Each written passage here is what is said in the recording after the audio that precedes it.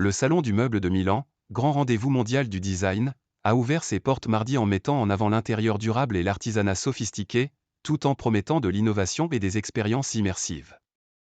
Parmi les matériaux phares de 2024 figurent les fibres naturelles et les matériaux recyclés, qui répondent à des normes élevées en matière de durabilité, design et fonctionnalité, explique à l'AFP Maria Porro, présidente du Salon del Mobile. Des teintes inspirées de la nature, comme les nuances terreuses, dont le marron foncé, mais aussi le vert sauge et le bleu océan connaîtront selon elle un véritable boom cette année. Dans un autre registre, les couleurs pop des années 70 fêtent leur retour, en illuminant le monde du design italien dont certaines marques remettent au goût du jour le mobilier de l'époque.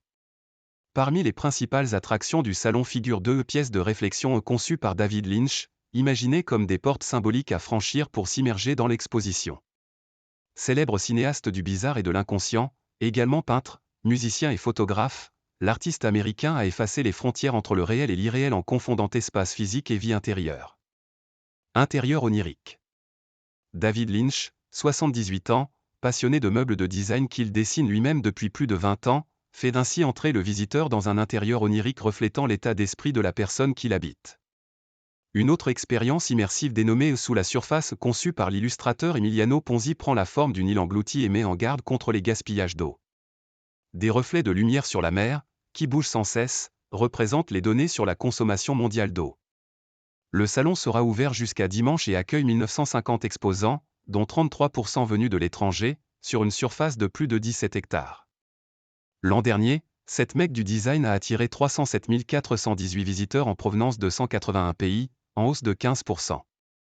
Absents durant la pandémie de coronavirus, les acheteurs chinois ont fait leur grand retour en 2023, occupant la première place des visiteurs étrangers avec 13 500 participants. Malgré la crise immobilière en Chine, ils sont attendus cette année aussi en grand nombre. La Chine est un marché important pour le plus Made in Italy plus, surtout pour les produits de grande qualité, de créativité et d'innovation. Les Chinois aiment l'artisanat et le savoir-faire de notre pays, assure Maria Porro.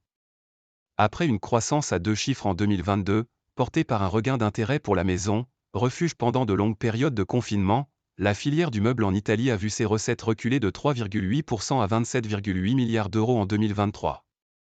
Conquête de nouveaux marchés. Pour l'ensemble du secteur bois et ameublement, la chute du chiffre d'affaires a même atteint 7,8%, à 52,7 milliards d'euros, dans un contexte d'inflation élevée qui a freiné la demande des ménages. Les guerres en cours, la lourde crise économique en Allemagne et l'incertitude du marché immobilier chinois ont également contribué à tirer vers le bas le marché, note Madame Porro. Les acheteurs en provenance de Russie, qui occupaient avant la guerre en Ukraine la deuxième place des visiteurs étrangers du salon derrière les Chinois, seront quasiment absents.